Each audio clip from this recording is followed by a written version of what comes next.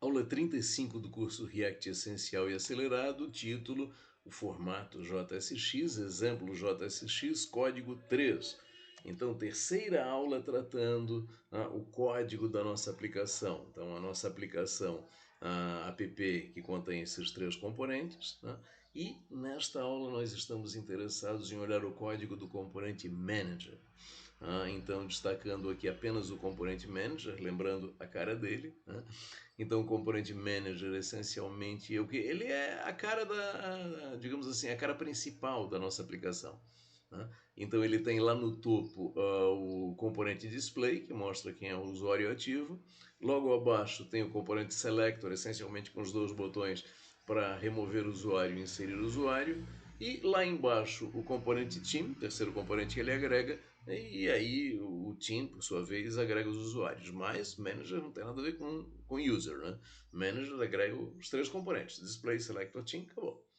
Então vamos ver que o código dele também é muito simples, né? Essencialmente essa ideia de agregação dos demais componentes. Bom, vamos ver esse code então. Aqui está o código do componente Manager. Bom, a cláusula de importação, vejam, importar React, só React, e importar os três componentes, Display, Selector e Team. Simples. O corpo da função, que recebe props, vejam, não tem nada de função auxiliar, então já cai direto na cláusula return. E a cláusula return ela faz o quê? Ela instancia os três componentes que ele agrega: Display, Selector e Team. Só isso. O que tem de mais interessante aqui? Bom, props.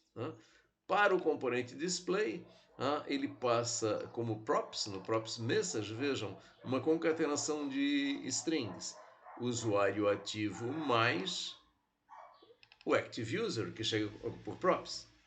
Então ele recebe o active user, o componente manager recebe active user como props, o usuário ativo, e repassa para o componente display.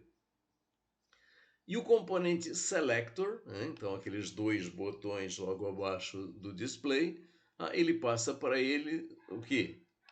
A função setRemove, a função setRemove e setInsert, que corresponde ao setRemove e ao setInsert, lá vindos do app, que fazem o quê? Levam a minha aplicação para o estado removing ou para o estado inserting. Então, basicamente, essas funções vão ser executadas na prática lá no app e vão levar a nossa aplicação para o estado de inserção de usuário, e mostra a tela para isso, ou o estado de remoção de usuário e mostra a tela para isso. Renderiza o componente que faz isso. Muito bem, finalmente o componente Team, dos usuários, ele passa para o componente Team como props o quê?